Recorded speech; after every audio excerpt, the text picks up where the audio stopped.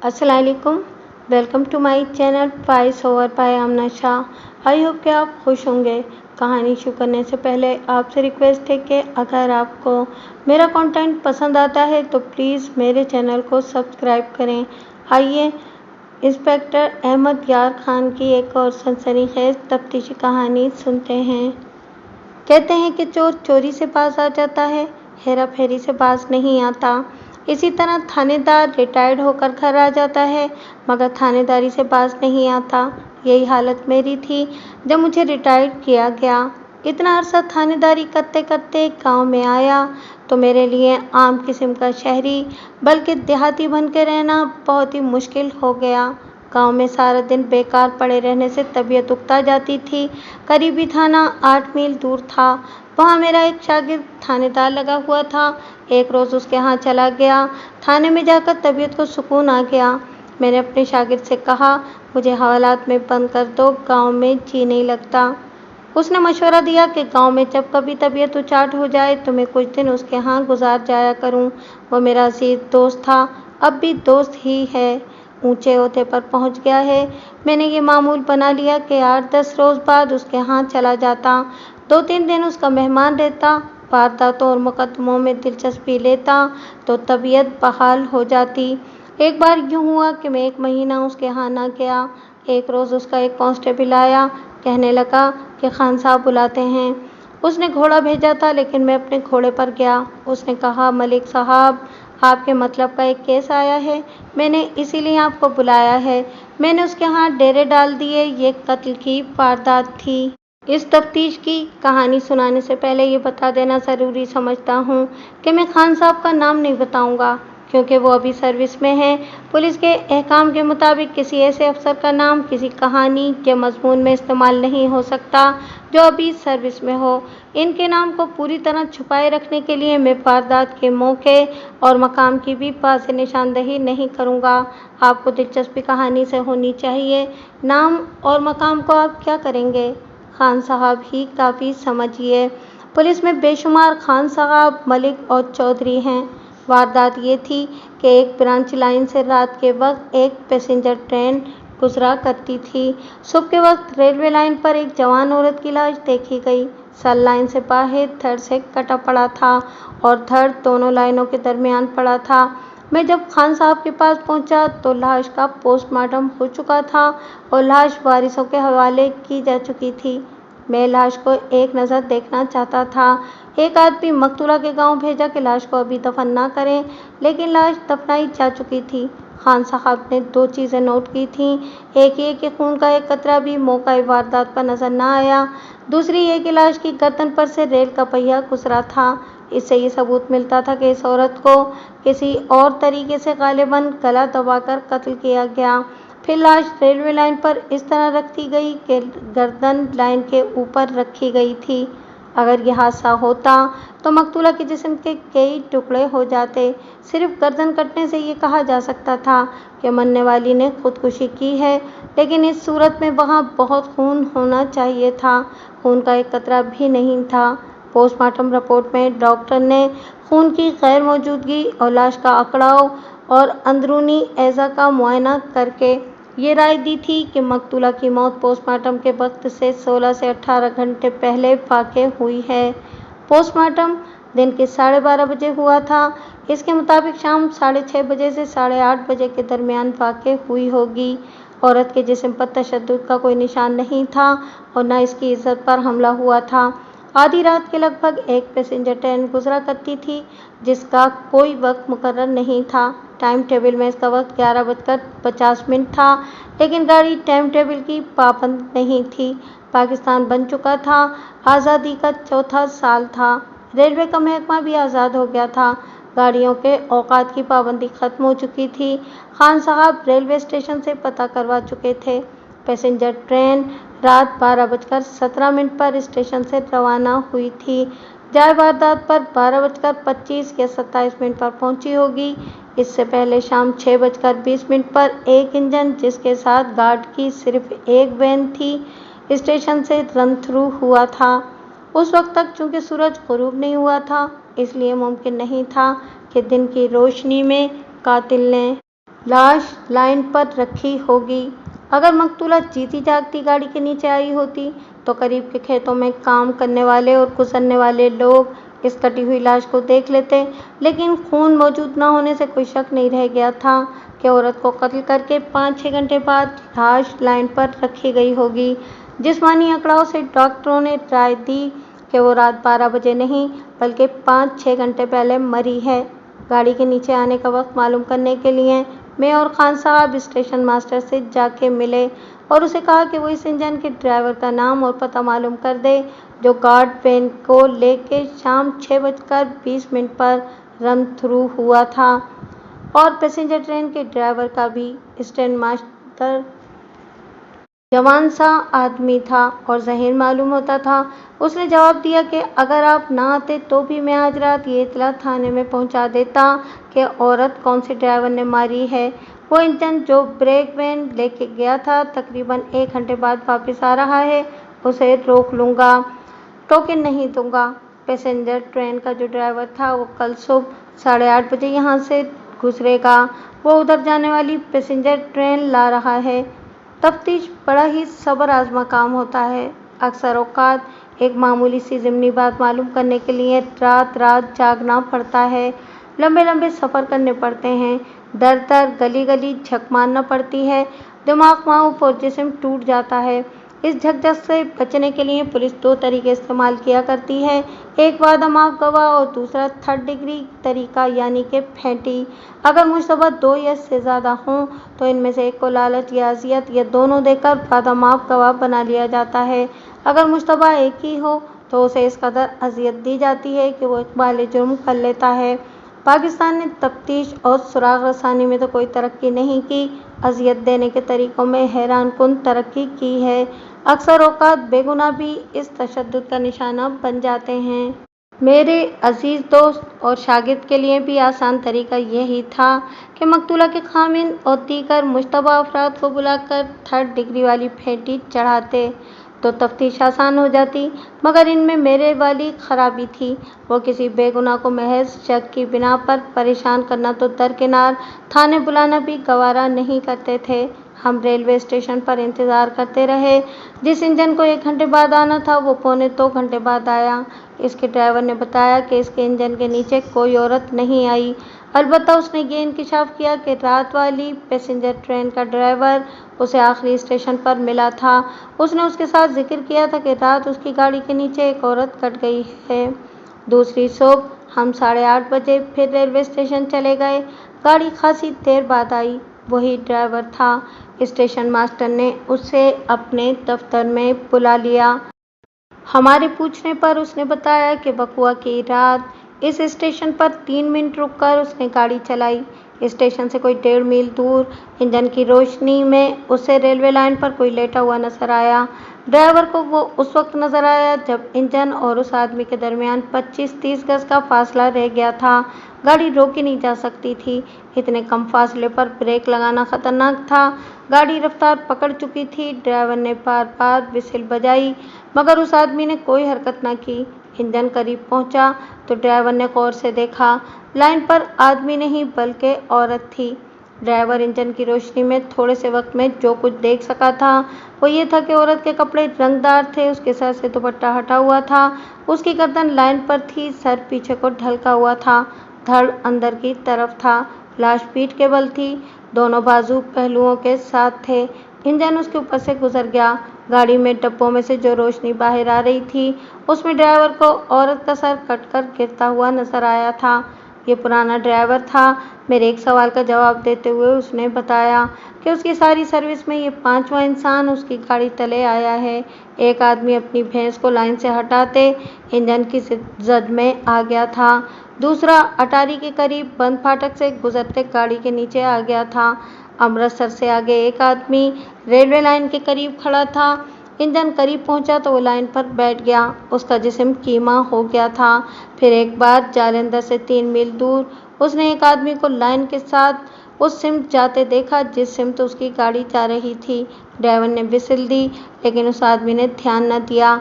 Engine करीब पहुंचा तो उस आदमी ने अपने आप को लाइन पर फेंक दिया। इसके जिस्म के 2 टुकड़े हो गए थे। ये दोनों वारदातें खुदकुशी की थीं, मगर इस औरत के मुतालिक उसकी राय ये थी कि वो जिंदा नहीं बल्कि मुर्दा थी, वरना वो कुछ तो हरकत करती। हो सकता है वो कोई पागल हो। हमने ड्राइवर का बयान लिख लिया और उसे गवाहों की फहरिस्त में शामिल कर लिया। गाड़ी के नीचे आने का वक्त रात 12:30 बजे लिखा गया। डॉक्टर की राय के मुताबिक मौत इससे 4 से 6 घंटे पहले वाक़ हुई थी। मकतूला के मुतालिक खान साहब ने जो मालूमात फराहम की, इनके मुताबिक वो शादीशुदा थी। शादी हुए 1 साल गुजर गया था। वो महाजिर थी। खामिद भी महाजिर था। मौत के वक्त उसकी उम्र 23 साल थी। रिपोर्ट दर्ज कराने उसका खामिद आया था। उसने बयान दिया था कि वो सुबह उठा तो बीवी बिस्तर पर मौजूद नहीं थी। वो दोनों छत पर सोए थे। खामिद ने सोचा कि बीवी इससे पहले जाकर कामकाज में लग गई होगी। नीचे आया तो उसे मालूम हुआ कि बीवी नीचे नहीं आई। सूरज तुलू हो रहा था तो गांव के एक आदमी ने आकर इतला दी कि फलां औरत रेलवे लाइन पर कटी पड़ी है। सारा गांव दौड़ पड़ा।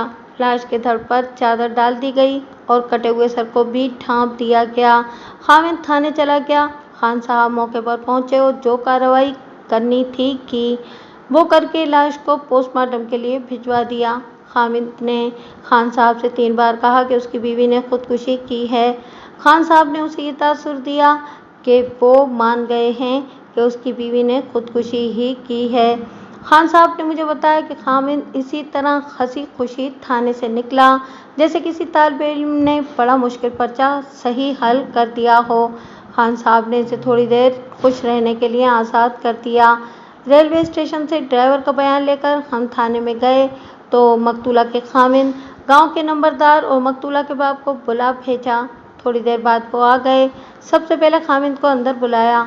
उसे हमने डराने धमकाने की बजाय दोस्ताना तरीके से बिठाया। वो देहाती आदमी था। उम्र 26 और 28 के दरमियान। शक्ल सूरत और गुफ्तगू से पता चलता था कि है तो देहाती, लेकिन सीधा साधा नहीं।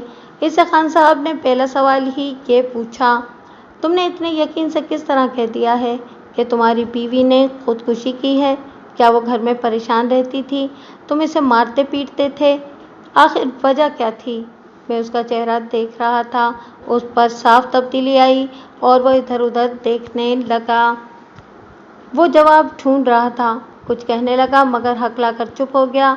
मैंने उसे कहा कि घबराओ नहीं यार, हम ये तो नहीं कहते कि तुमने उसे कत्ल किया है। अगर तुम उसे मारते पीटते थे तो बता दो, हम लिख लेंगे। तुम्हारी बीवी ने खानगी हालात से तंग आकर खुदकुशी कर ली है। उसका हौसला ठिकाने आ गया। कहने लगा, पहले तो वो मेरे साथ बहुत खुश थी। कोई 3 महीनों से उसका दिमाग खराब हो गया था। छोटी छोटी बातों पर उसे गुस्सा आ जाता था और लड़ पड़ती थी। 1 महीना गुजरा, उसने मेरी माँ की बेइज्जती कर दी तो मैंने उसे बहुत पीटा था। इसके बाद मैंने उसे 2 दफ़ा और पीटा था। मरने से 3-4 रोज़ पहले उसने मुझे कहा था कि मैं कुछ खाकर मर जाऊंगी। मैंने तवज्जो न दी क्योंकि मैं उसे इतना दिलेर नहीं समझता था। वो हमारे इन सवालों का कोई तसल्ली बख्श जवाब न दे सका कि 1 साल में वो 9 महीने खुश और मुतमईन रही, मगर आखिरी 3 महीने इसका रवैया क्यों बदल गया? हमने ये भी पूछा कि क्या उसके इल्म में कोई ऐसी बात कभी आई थी कि उसकी बीवी ने किसी और के साथ ताल्लुकात पैदा कर लिए हों और उसके रवैये की तब्दीली का बायस यही ताल्लुकात हों।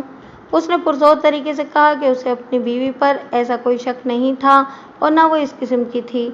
मैंने इससे पूछा कि 1 साल में उसकी बीवी में बच्चे के कोई आसार नहीं थे, इसकी क्या वजह है? उसने देहातियों की तरह जवाब दिया, ये तो अल्लाह की मर्जी है। मैंने इस ज़मीन में बहुत कुरेदा, हेर फेर कर सवाल किए, मगर उसके मुंह से काम की कोई बात ना निकली।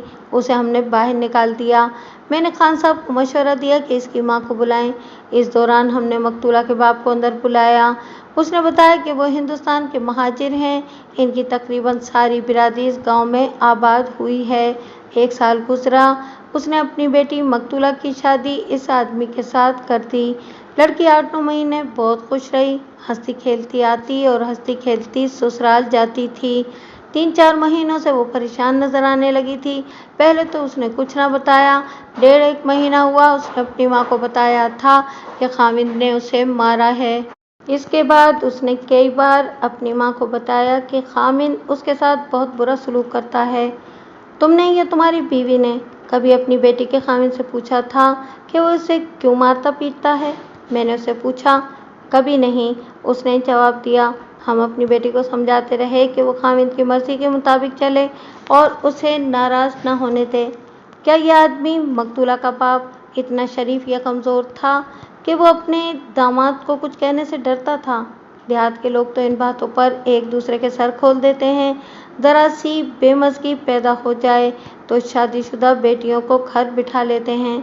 मैंने इस पर सवाल करने की बजाय उसके रवैये की तारीफ शुरू कर दी और ऐसी दोस्ताना बातें की कि वो भूल ही गया कि वो थाने में 2 थानेदारों के साथ बैठा हुआ है।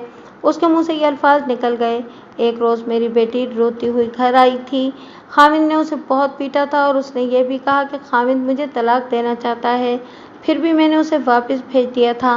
वो नहीं जाती थी। मैंने उसे ज़बरदस्ती घर से निकाल दिया। तुमने बहुत अच्छा किया, मैंने उसकी पीठ थपकते हुए कहा और पूछा, अपने खामिद के मुतालिक तुम्हारी राय क्या है? वो किसी दूसरी औरत के जाल में तो नहीं फंस गया था? मैं कुछ नहीं कह सकता, उसने कहा, लेकिन वो ऐसा आदमी नहीं था। इस छोटे से गांव में कोई एक भी औरत ऐसी नहीं जो ख़राब चाल चलन की हो। तुम्हें अपनी बेटी के चाल चलन के मुतालिक यकीन है कि ठीक था? खान साहब ने बम फेंका। वो बिदक गया और घबराहट के लहजे में उसने कहा, जी हाँ, इसका चाल चलन बहुत अच्छा था। मैं अपनी कहानियों में आपको बता चुका हूँ कि बाज़ हालात में हम मुश्तबा अफराद की बातें कम सुनते हैं और चेहरों का उतार चढ़ाव ज़्यादा देखते हैं। मैं इस उतार चढ़ाव को बयान नहीं कर सकता। ये महारत तजुर्बे और मुशाहिदे से हासिल होती है। इस आदमी ने मुझे शक में डाल दिया। अगर इसकी बेटी का चाल चलन ठीक था तो कोई और गड़बड़ होगी, और ये गड़बड़ जो कुछ भी थी वो इस आदमी के सीने में छुपी हुई थी। अगर रेलवे लाइन पर खून होता तो इसे खुदकुशी की वारदात समझ लिया जाता। खुदकुशी का बायस खानगी तनाज़ा लिख दिया जाता। लेकिन इसमें कोई शक नहीं रहा था कि मकतूला कत्ल हुई थी। कत्ल का बायस रकाबत भी हो सकती थी। मैंने मकतूल के बाप से पूछा, तुम्हारी बेटी का रिश्ता किसी और ने भी मांगा था? इस सवाल का जवाब हाँ या ना में होना चाहिए था, लेकिन ये शक बौखला गया। मैंने अपना मखसूस तरीका इख्तियार किया। वो ये था कि मैंने उसकी आंखों में आंखें डाल दी और चुपचाप उसे टिकटिकी बांधकर देखता रहा। उसने सवाए हकलाने के कोई जवाब न दिया। फिर बिल्कुल ही चुप होकर मेरे मुंह की तरफ देखने लगा, लेकिन मेरी आंखों का सामना न कर सका। कभी बाएं देखता, कभी दाएं, और जब मेरी तरफ देखता तो उसके होंठ कांपते मगर आवाज़ ना निकलती। मैं 1.5-2 मिनट उसे टिकटिकी बांधकर देखता रहा। आखिर उसकी ठोड़ी थामकर मैंने उसका चेहरा अपनी तरफ किया और नर्म से लहजे में पूछा, तुम क्या छुपाने की कोशिश कर रहे हो? कुछ नहीं हुजूर, उसने जैसे गहरी नींद से जागकर कहा हो। आपसे क्या छुपा सकता हूँ मैं? और अचानक उसके आंसू निकल आए और वो धाड़े मार मार कर रोने लगा। मैं और खान साहब उसे देखते रहे। उसे तसल्ली दिलासा ना दिया। रोते रोते उसने कहा, अल्लाह किसी को इज्जतदार को बेटी न दे। इसके बाद हमने उस पर सवालों की बौछार कर दी, मगर उसने काम की कोई बात ना बताई। खान साहब ने उससे पूछा कि उसने ये क्यों कहा है कि अल्लाह किसी को बेटी न दे। इसका जवाब उसने फ़ौरन दिया। उसने बताया कि अगर मेरी बेटी न होती तो आप मुझसे ये ना पूछते कि तुम्हारी बेटी का चाल चलन कैसा है और उसका रिश्ता किसी और ने मांगा था या नहीं। उसकी ये बात मेरे दिल में उतर गई। मैंने सोचा कि इज्जतदार आदमी कमज़ोर भी हो तो क्या होता है। फिर भी हमने उसे तफ्तीश से खारिज नहीं किया। उसे बाहर बैठने को कहा। वो चला गया तो खान साहब ने मुझसे कहा, मलिक साहब, आपने ठीक कहा था कि इस शख्स ने कुछ छुपा दिया है, मगर आप इसके रोने से मौन हो गए। वो अभी गया कहाँ है? मैंने कहा, यहीं तो है, ज़रा इसे दम लेने दो। मकतूला की सास को अंदर बुलाओ। वो आ चुकी थी। उसे अंदर बुलाया और पूछा कि उसका बेटा अपनी बीवी को मारता पीटता क्यों था। उसने जवाब दिया कि लड़की मुंह फट हो गई थी। उसने ये भी कहा था कि 8-9 महीने वो ठीक ठाक रहे, फिर वो लड़ने झगड़ने लगे। खान साहब ने उससे पूछा, वो रात कहाँ सोते थे? उसने जवाब दिया, छत पर। जिस रात तुम्हारी बहू गायब हुई उस रात या दिन को भी हामिद ने उसे मारा पीटा था? खान साहब ने पूछा और सास ने नफी में जवाब दिया। फिर सोचकर बताओ, खान साहब ने कहा। तुम्हें अच्छी तरह याद है कि तुम्हारी बहू तुम्हारे बेटे के साथ छत पर गई थी और वहीं सोई थी? सोचना क्या, सास ने कहा। दोनों रोजाना छत पर ही सोते थे। रात को तुमने छत पर से किसी को उतरते नहीं देखा? खान साहब ने पूछा और उसे यूं लुकमा दिया। तुम्हारी बहू रात को उठकर रेलवे लाइन पर चली गई थी, वो किसी तरफ से तो उतरी होगी। अरे हाँ, बुढ़िया ने चौंक कर कहा। सुबह सवेरे मेरा बेटा जागा और बाहर निकल गया, फौरन वापस आ गया। उसने सीढ़ी उठा रखी थी, मैं भैंस को चारा डाल रही थी। मैंने पूछा कि बेटा ये सीढ़ी कहाँ से लाए हो? उसने गुस्से से कहा कि ये सीढ़ी बाहर किसने रखी थी, बड़ी मुश्किल से ये चीज़ें बनती हैं। फिर उसने अपनी बीवी के मुतालिक पूछा तो मैंने उसे कहा कि वो तो अभी ऊपर से ही नहीं आई। मेरे बेटे ने हैरान होकर कहा कि ये क्या बात हुई कि वो ऊपर तो नहीं है। फिर उसने पूछा कि ये सीढ़ी उसी ने तो बाहर नहीं रखी थी। अपने बेटे की घबराहट देखकर मुझे फिक्र पैदा हुई। सहन के अंदर से सीढ़ियाँ ऊपर जाती हैं। मैं ऊपर गई तो बहू वाकई बिस्तर पर नहीं थी, उसकी जूती उसकी चारपाई के साथ पड़ी थी। मेरा बेटा उसे देखने के लिए बाहर निकल गया। मैंने छत पर खड़े होकर इधर उधर देखा, शायद कहीं खेतों में नजर आ जाए। किसी से पूछते हुए शर्म आती थी। सूरज निकलने वाला था जब गांव में शोर बपा हो गया कि मेरी बहू रेलवे लाइन पर कटी पड़ी है। वो कामकाज के वक्त नंगे पाँव रहती थी या जूती पहने रखती थी? खान साहब ने पूछा। मैं बहुत देर से खामोश बैठा हुआ था। वो नंगे पाँव रहने की आदी नहीं थी, उसने जवाब दिया। घर में कभी जूती उतार दे तो उतार दे, बाहर जूती पहनकर निकला करती थी। खान साहब आंखें बंद करके कुछ सोचने लगे, अचानक बेतार हो गए और इस औरत को बाहर बैठने को कहा। वो चली गई तो खान साहब ने मुझे कहा, मकतूला की जूती उसकी चारपाई के साथ पड़ी थी, लेकिन वो रेलवे लाइन तक अपने पाँव पर चलकर नहीं गई। मैंने लाश बड़े गौर से देखी थी। इसकी सास ने ठीक कहा है कि वो नंगे पाँव चलने की आदी नहीं थी। गांव की औरतों के पाँव गंदे और भद्दे होते हैं, ये तो मामूली सी किस्म के एहसान हैं, लेकिन मकतूला के पाँव साफ सुथरे थे। अगर वो नंगे पाँव चलकर रेलवे लाइन तक गई होती तो इसके पाँव टखनों तक गर्द से अटे हुए होते। इन पर गर्द का निशान भी नहीं था। मैंने तो लाश देखी ही नहीं थी। खान साहब उन दानिशमंद थानेदारों में से थे जो लाश को सर से पाँव तक देखते हैं। अक्सर औकात कोई ऐसा निशान या इशारा मिल जाता है जो तफ्तीश में बहुत मदद देता है। कभी कभी लाशें खामोश ज़बान में मुजरिम की निशानदही कर दिया करती हैं। इस लाश ने ऐसी ही गवाही दे दी थी। अब कड़ियाँ मिलाना हमारा काम था।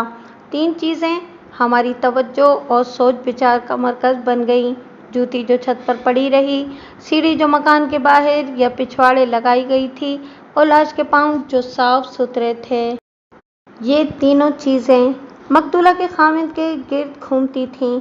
इन मालूमात की रोशनी में वारदात का नक्शा यूं बनता था कि खामिद ने किसी वक्त सीढ़ी खुद मकान के बाहर रखी, शाम के बाद छत पर बीवी का गला घोंटकर हलाक किया, लाश चरपाई पर पड़ी रहने दी, रात गाड़ी के वक्त से पहले लाश कंधों पर उठाई और सहन की तरफ वाली सीढ़ियों से इस डर से न उतरा कि घर वाले जाग उठेंगे।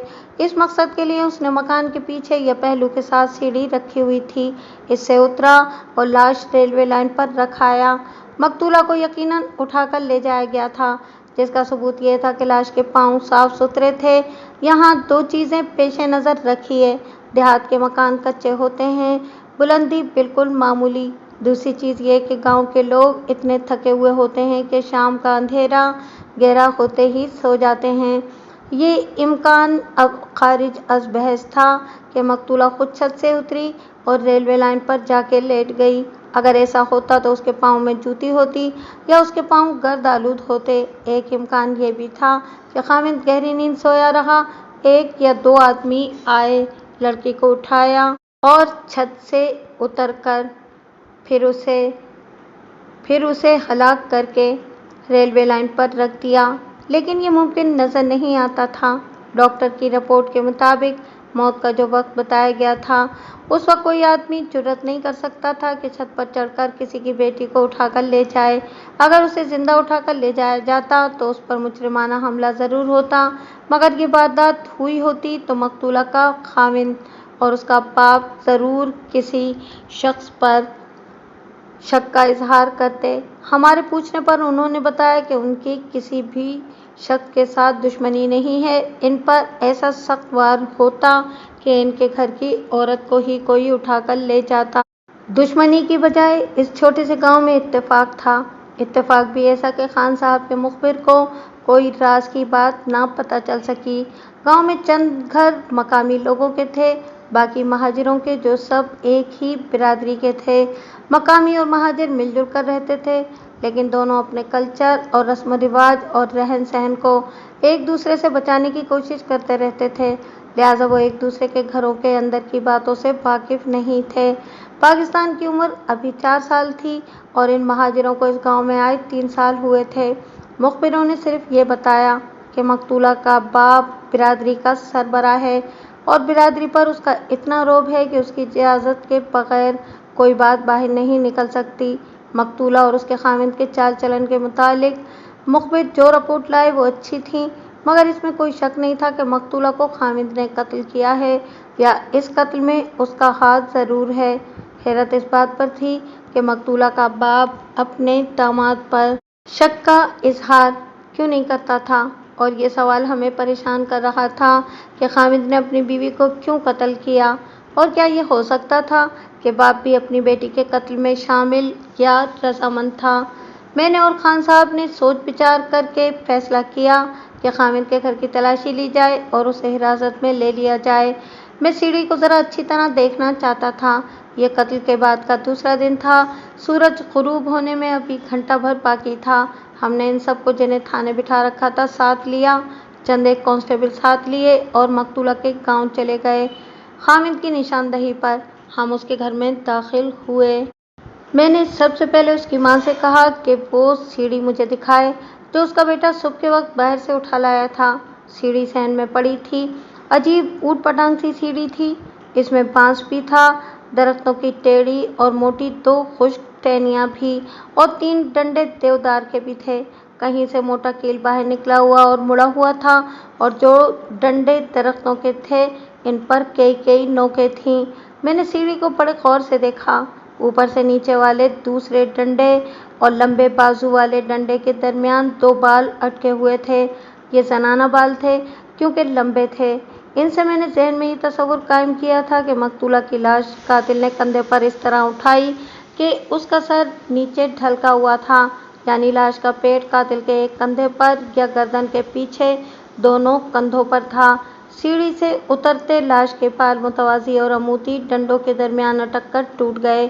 یہ بال عدالت میں پولیس کی کوئی مدد نہیں کر سکتے تھے، یہ تفتیش اور مجرم کی نشاندہی اور جرم کا پورا عمل سامنے لانے میں مدد دے سکتے تھے۔ اس دوران خان صاحب نے گھر کی تلاشی لے لی، مگر کوئی کام کی چیز برآمد نہ ہوئی۔ انہوں نے خاوند کو ہتھکڑی نہ لگائی، اسے کانسٹیبلوں کے حوالے کر کے تھانے بھجوا دیا۔ مقتولہ کی ساس کو الگ بلا کر اس سے ایسا سوال پوچھا جو ابھی میرے ذہن میں نہیں آیا تھا، کیونکہ میں نے پوسٹ مارٹم رپورٹ نہیں پڑھی تھی۔ خان صاحب نے مقتولہ کی ساس سے پوچھا، جس رات تمہاری بہو گاڑی کے نیچے آئی، اس شام تمہاری یا تمہارے بیٹے کی اس کے ساتھ لڑائی ہوئی تھی؟ نہیں جی۔ تمہارے بیٹے نے شام کا کھانا کھایا تھا؟ خان صاحب نے پوچھا۔ کھایا تھا۔ گھر کے سب لوگوں نے کھانا کھایا تھا؟ سب نے کھایا تھا۔ تمہاری بہو نے کیوں نہیں کھایا؟ خان صاحب نے جواب کا انتظار نہ کیا تاکہ بڑھیا سنبھل نہ جائے، اس سے پوچھا، تم نے اسے کہا تھا کہ کھانا کھا لو، تمہارے بیٹے نے اسے کہا تھا کہ کھانا کھا لو، یا تو تم دونوں نے کہا تھا کہ نہیں کھاتی تو نہ کھائے جائے بھاڑ میں؟ بڑھیا کچھ گھبرائی، مگر کچھ بولنے سے پہلے ہی خان صاحب نے کہا، میں تمہارے بیٹے کو پھانسی چڑھا دوں گا۔ سچ بتاؤ، اس نے روٹی کیوں نہیں کھائی تھی؟ میں نے 100 بار کہا تھا کہ روٹی کھا لو، روٹی کھا لو۔ بڑھیا کے منہ سے بے اختیار یہ الفاظ نکلے، مگر اس نے نہ دوپہر کو روٹی کھائی اور نہ ہی شام کو۔ میں سمجھ گیا کہ پوسٹ مارٹم رپورٹ میں ڈاکٹر نے معدے کی کیفیت لکھی ہوگی کہ خالی تھا۔ بعض چیزیں ایسی ہوتی ہیں جو ذہین اور دانشمند تھانے دار خنجر کی طرح کپڑوں کے اندر چھپا کر رکھتے ہیں اور ایسے موقعوں پر استعمال کرتے ہیں جہاں اس کا بار مشتبہ یا ملزم کو ہتھیار ڈالنے پر مجبور کر دیتا ہے۔ مقتولہ کے پاؤں کی کیفیت بھی ایسا ہی ایک خنجر تھا جو خان صاحب نے صحیح موقع پر استعمال کیا اور معدے کی کیفیت کا استعمال بھی وقت پر کیا۔ اس کے ساتھ ماں کو یہ دھمکی دے کر کہ اس کے بیٹے کو پھانسی چڑھا دیا جائے گا، خان صاحب نے ماں کے پاؤں تلے سے زمین نکال دی۔ ماں نے اپنا سینہ کھول دیا اور بتایا کہ اس روز اس کے بیٹے نے صبح اپنی بیوی کو مارا تھا۔ ماں کو یہ معلوم نہیں تھا کہ وجہ کیا تھی۔ مقتولہ نے دوپہر کو بھی کچھ نہیں کھایا تھا اور شام کو بھی بھوکی رہی تھی۔ خان صاحب کے اور میرے بہت سے سوالوں کے بعد یہ نئی بات معلوم ہوئی کہ شام کو حامد نے مقتولہ کو چھت پر لے جانا چاہا تو مقتولہ نے انکار کر دیا۔ حامد اسے مزید مارنے پیٹنے کی بجائے بہلا پھسلا کر اوپر لے گیا تھا۔ ہمارا شک یقین میں بدل چکا تھا کہ قاتل حامد ہے اور ہم نے مقتولہ کے باپ کو بھی مشتبہ افراد کی فہرست میں رکھا۔ لڑکی یقیناً بد چلن تھی۔ باپ اس کی موت پر خوش تھا، یہ ہمارا خیال تھا۔ اس کے تحت ہم اسے بھی تھانے لے گئے۔ سیڑھی باقاعدہ کاغذی کارروائی کر کے قبضے میں لے لی۔ مقتولہ کا خامند پہلے ہی تھانے بھیجا جا چکا تھا۔ ہم جب تھانے پہنچے تو رات اندھیری ہو چکی تھی۔ خان صاحب کے کانسٹیبل بڑے برخوردار تھے۔ تھانے میں جا کر پتہ چلا کہ وہ پولیس کی واردات کے عین مطابق گاؤں سے 4 مرغیاں پکڑ لائے ہیں۔ یہ مرغیاں سالم روسٹ کی گئیں۔ ہم نے نہا دھو کر کھائیں اور مقتولہ کے خامند کو بلایا۔ خان صاحب نے اسے کہا، اقبالی بیان دو گے یا میں مقدمہ قائم کر کے عدالت میں بھیج دوں؟ اس صورت میں ایسی شہادت پیش کروں گا جس سے تم سزائے موت سے نہیں بچ سکو گے۔ اقبالی بیان دے دو گے تو تمہیں پھانسی سے بچا لوں گا۔ کیسا اقبالی بیان؟ اس نے بڑے پختہ لہجے میں پوچھا۔ میں نے کیا کیا ہے؟ اپنی بیوی کا قتل۔ آپ کا دماغ خراب ہو گیا ہے خان صاحب، ملزم نے نہایت دلیری سے کہا۔ حرام خور نے خودکشی کی ہے۔ زندہ رہی تو مصیبت بنی رہی، مر گئی تو مجھے پولیس کے حوالے کر گئی۔ مجھے پہلی بار یہ احساس ہوا کہ آدمی پختہ کار ہے، آسانی سے ہاتھ نہیں آئے گا۔ میں نے بھی اپنا پورا زور لگا دیا، اتنی لمبی سروس کا سارا تجربہ آزما دیکھا، مگر اس نے ہر سوال کا یہی جواب دیا کہ مرنے والی کو قتل نہیں کیا گیا، اس نے خودکشی کی ہے۔ اس نے خودکشی کی وجہ یہ بیان کی کہ میں اس سے تنگ تھا، وہ مجھ سے تنگ تھی، میں اسے پیٹتا تھا۔ خان صاحب نے غصے میں آ کر کہا، ابھی اقبالی ہو جاتا ہے، میں مرچیں منگواتا ہوں۔ انہوں نے ایک کانسٹیبل کو آواز دی لیکن میں نے انہیں روک دیا۔ ہمارے پاس اقبالی بیان لینے کا ذریعہ موجود تھا، یہ 3rd ڈگری طریقہ تھا۔ مرچوں والا نسخہ عموماً کامیاب رہتا ہے، لیکن میں اس کے خلاف تھا، جس کی ایک وجہ یہ تھی کہ یہ کوئی استادی نہیں تھی۔ ہم فخر سے نہیں کہہ سکتے تھے کہ ہم نے ایسے قتل کی کامیاب تفتیش کی ہے جس کی کوئی شہادت نہیں تھی۔ دوسری وجہ یہ کہ اقبالی بیان کوئی ایسی دستاویز نہیں ہوتی جو قاتل کو سزا دلانے میں ضرور کامیاب ہو۔ اگر کوئی آدمی یہ لکھ دے کہ اس نے فلاں آدمی کو قتل کیا ہے تو صرف اسی بیان پر قانون اسے سزا نہیں دے سکتا۔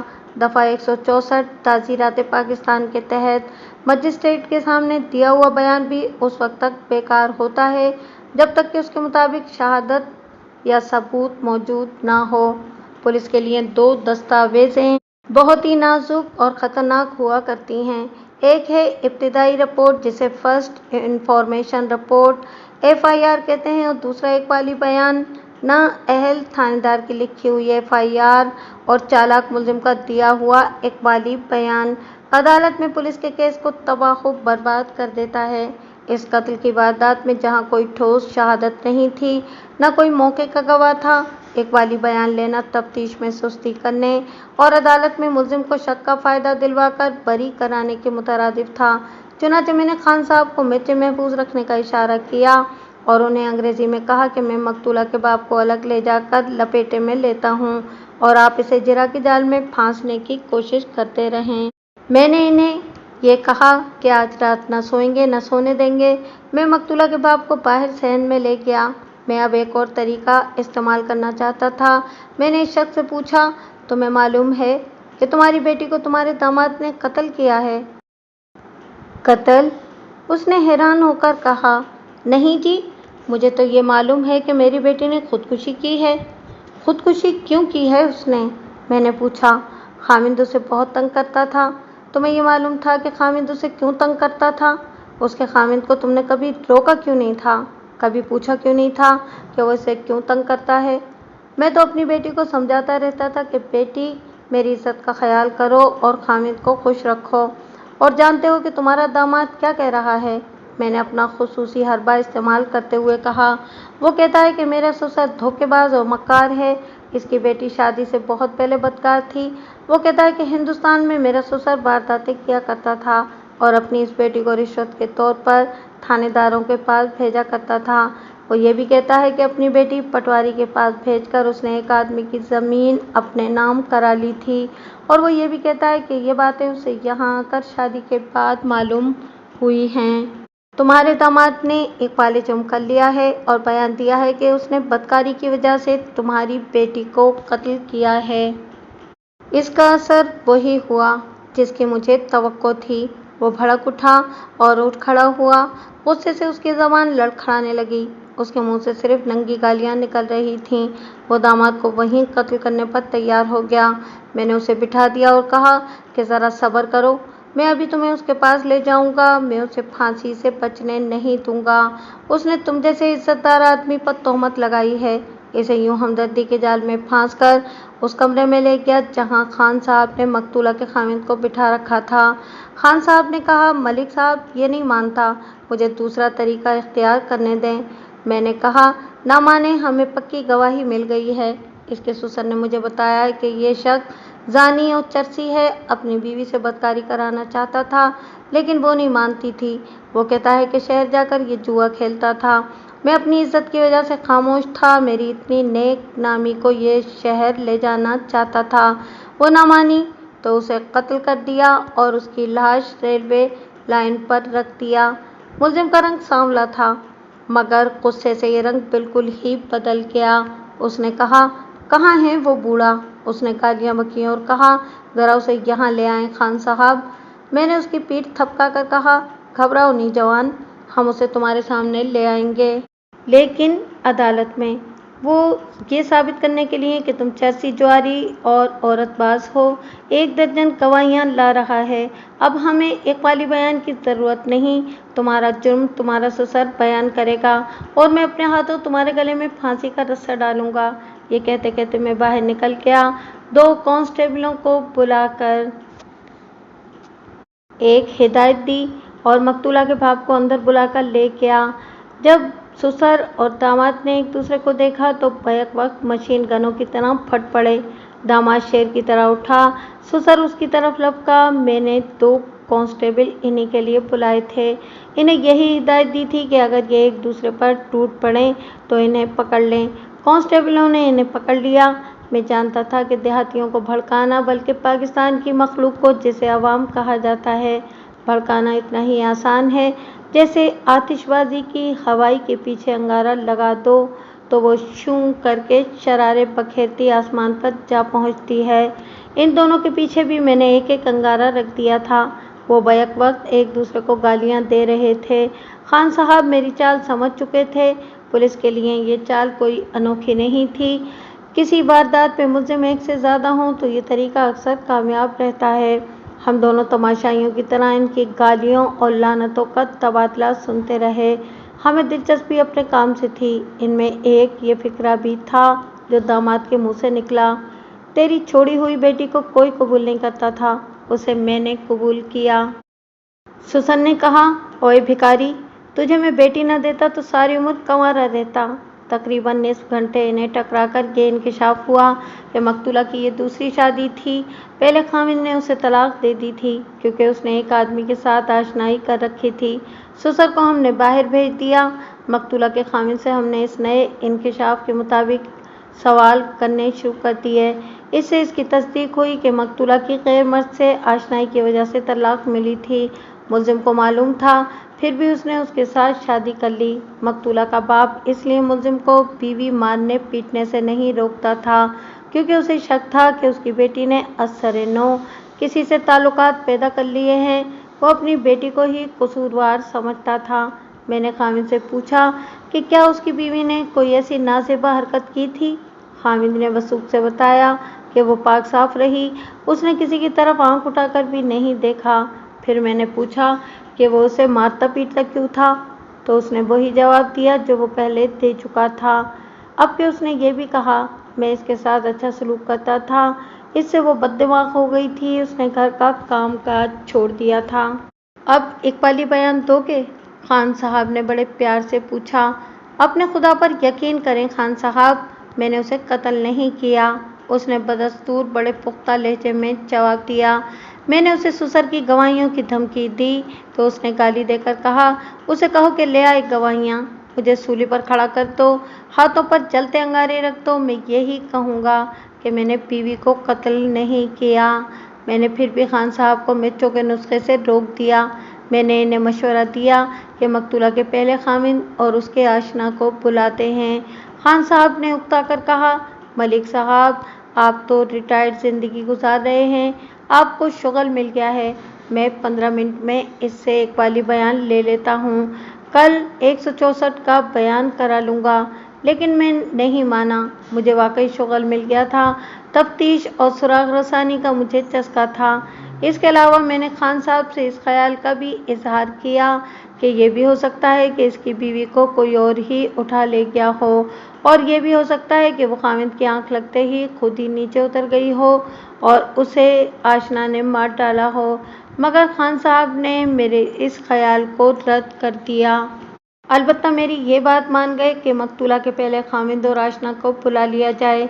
मकतूला के बाप ने भी तस्लीम कर लिया कि उसकी बेटी को बदकारी की वजह से तलाक मिली थी। इससे हमने इसके पहले दामाद का अता पता पूछा। वो 7-8 मील दूर एक गांव में रहता था।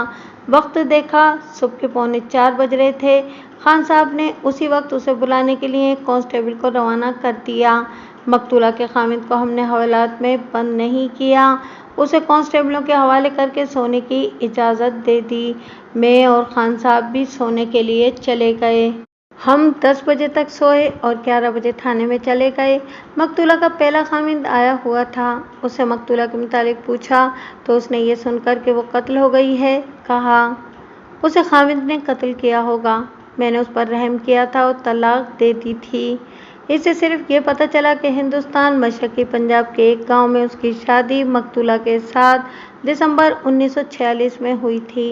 वो ठीक ठाक रही। सितंबर 1947 में वो हिजरत करके पाकिस्तान में आ गए। 6-7 महीने रेफ्यूजी कैंप में रहे, फिर इस गांव में आकर आबाद हो गए। यहाँ कुछ मकामी लोग भी थे। इब्तिदा में महाजिर कुनबों को कदम कदम पर मकामी बाशिंदों की मोहताजी महसूस होती थी। महाजिर घरानों से उनकी आबादकारी में बहुत मदद की, लेकिन इस मेलजोल का यह असर हुआ कि मकतूला ने एक मकामी आदमी के साथ नाजायज़ मरासिम पैदा कर लिए। हामिद को पता चला तो उसने बीवी को मैके भेज दिया। उसका मैका इस गांव में आबाद हो चुका था, जहां उसका दूसरा खामिद भी आबाद हो गया था। इस बाप ने लड़की को समझा बुझाकर खामिद के पास भेज दिया, मगर उसने इस आदमी से मिलना न छोड़ा। आखिर खामिद ने उसे तलाक दे दी। इस शख्स से कोई और बात मालूम ना हो सकी। मैंने कत्ल के बाज़ केस इस किस्म के भी देखे थे कि एक आदमी ने बीवी को किसी वजह से तलाक दे दी, और जब इस औरत ने दूसरी शादी कर ली तो पहले खामिद ने उसे कत्ल कर दिया। पकड़ा गया तो उसने बयान दिया कि मेरी इज्जत ने ये गवारा नहीं किया कि लोग ये कहें कि फ़लाँ औरत इस आदमी के घर में नहीं बसी, अब दूसरे आदमी के साथ खुश है। ऐसे कत्ल अमूमन देहात में होते हैं, लेकिन इस शख्स के अंदाज और बातों से मुझे ऐसा कोई शक नहीं हुआ। उसने दूसरी शादी कर ली थी और मुतमईन था। मैंने उससे मकतूला के आशना के मुतालिक पूछ लिया और फारिग कर दिया। उसी वक्त कांस्टेबल को इस दूसरे आदमी को बुलाने के लिए भेज दिया।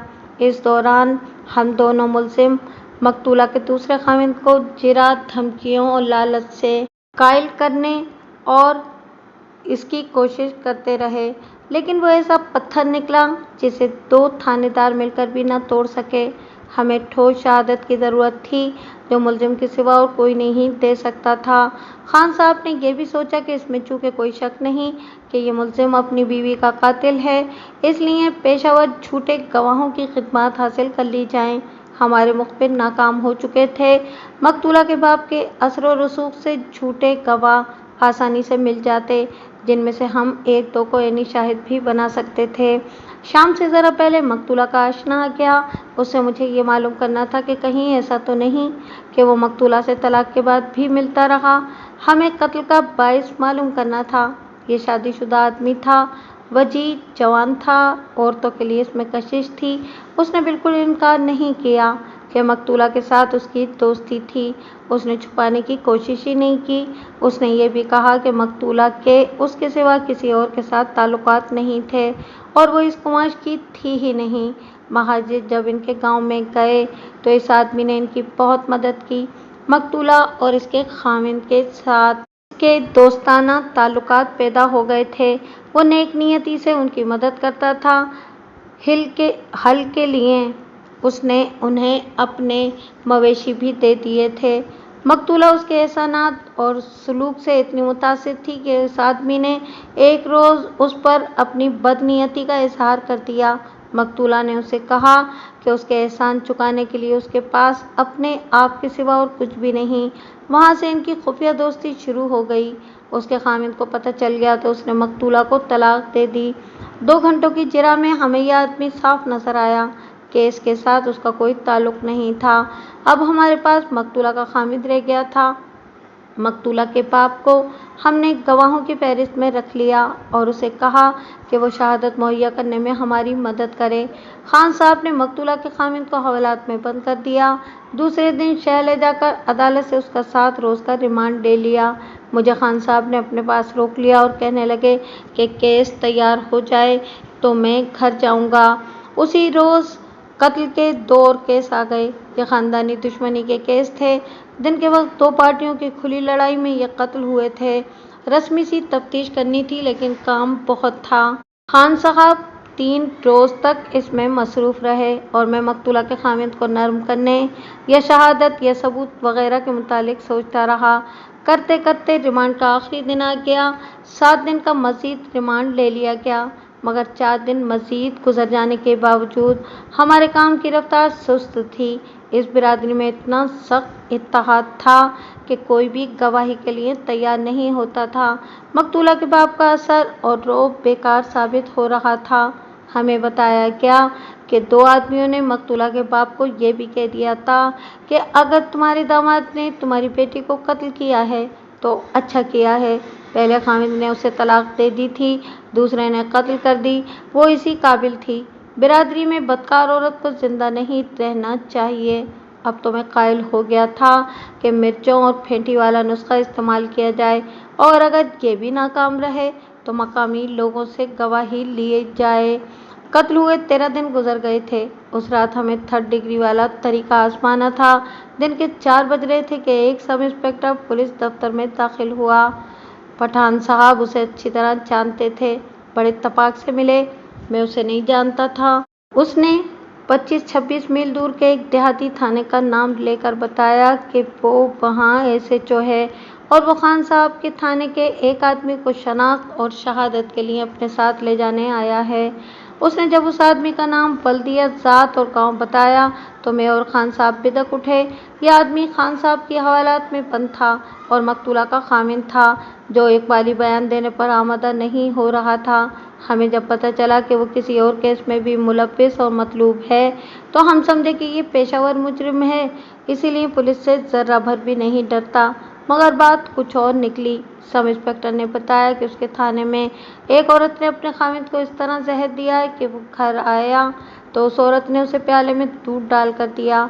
खामिद ने दूध पीना शुरू कर दिया। दूध थोड़ा सा रह गया था कि उसने अपने अंदर तलखी सी महसूस की। उसने बाकी दूध रख दिया और कहा कि दूध का जायका ठीक नहीं है और मेरे पेट में दर्द शुरू हो गया है। खामिद को शक हुआ। उसने अपने भाई को बुलाकर कहा कि मुझे इस दूध पर शक है, ये दूध अपने कब्जे में रखो।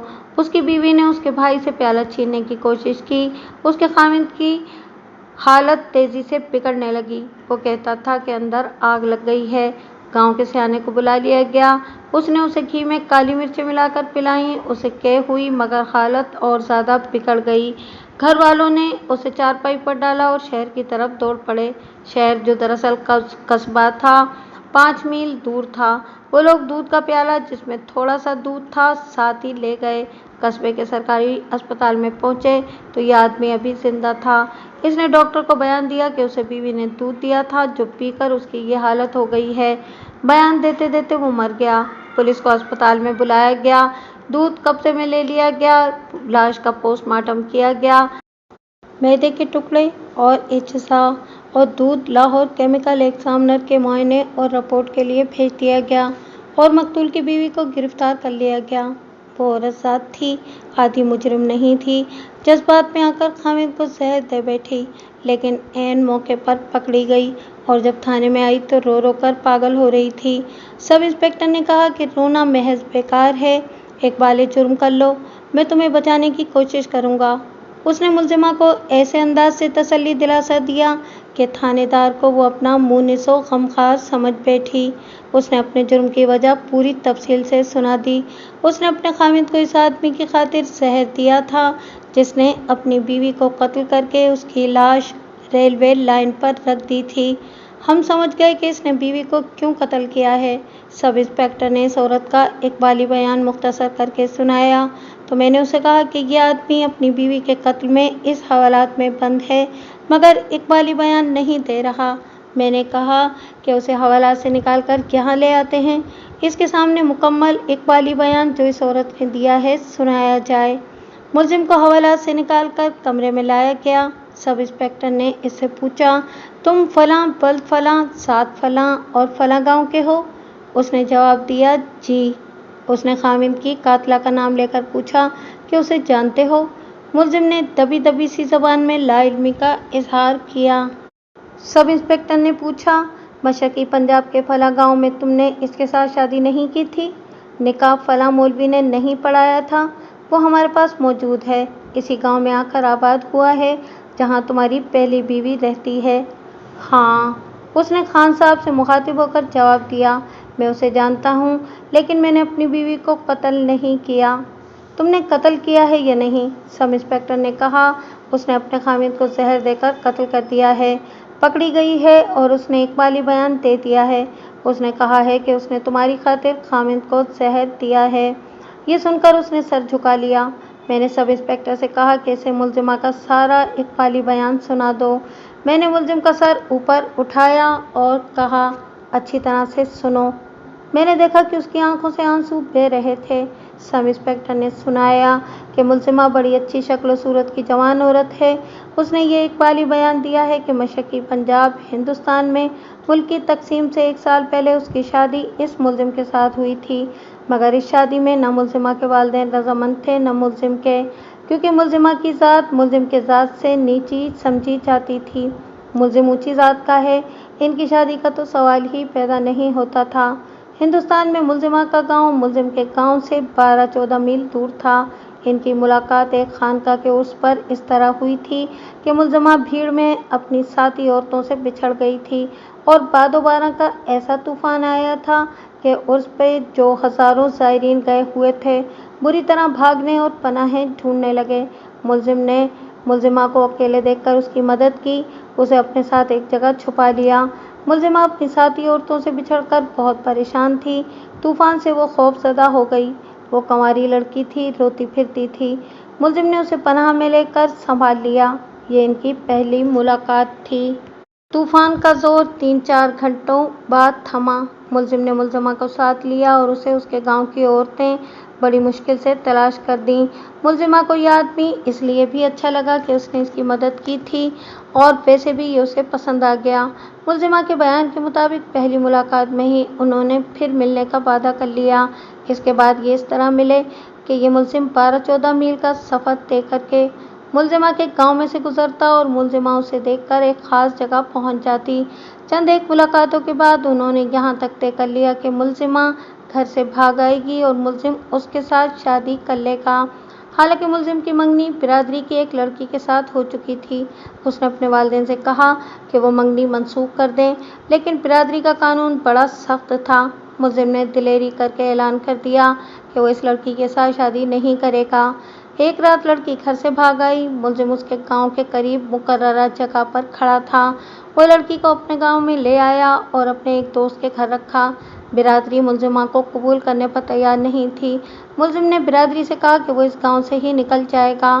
ملزم کے والدین کو یہ بھی گوارا نہیں تھا کہ ان کا جوان بیٹا ان سے ہمیشہ کے لیے جدا ہو جائے۔ بہت تکرار اور بحث و مباحثے کے بعد ان کی شادی کرا دی گئی، لیکن گاؤں میں دونوں کو اچھوت قرار دے دیا گیا۔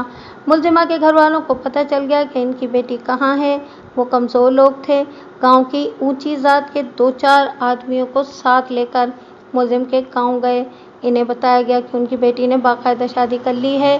وہ بیٹی سے ناراض ہو کر چلے گئے۔ تقریباً 6 مہینے بعد ملزمہ کے والدین نے اس کی خطا معاف کر دی اور اسے اپنے خاوند کے ساتھ گھر آنے کی اجازت دے دی۔ وہ خاوند کے ساتھ اپنے گاؤں گئی۔ والدین اور گھر والوں نے ان کی آؤ بھگت کی۔ اس کے بعد وہ 2 دفعہ اپنے گاؤں گئی۔ تیسری بار وہ گاؤں گئی تو یہ 1947 کے وہ دن تھے جب مشرقی پنجاب میں مسلمانوں کا قتل عام شروع ہو چکا تھا۔ ملزم اپنے گاؤں میں تھا۔ ملزمہ اپنے گاؤں میں۔ ملزمہ کے گاؤں پر سکھوں نے حملہ کیا، لیکن ملزمہ کا کنبہ ایک ہی روز پہلے گاؤں کے چند اور لوگوں کے ساتھ ہجرت کر چکا تھا اور ابھی راستے میں تھا۔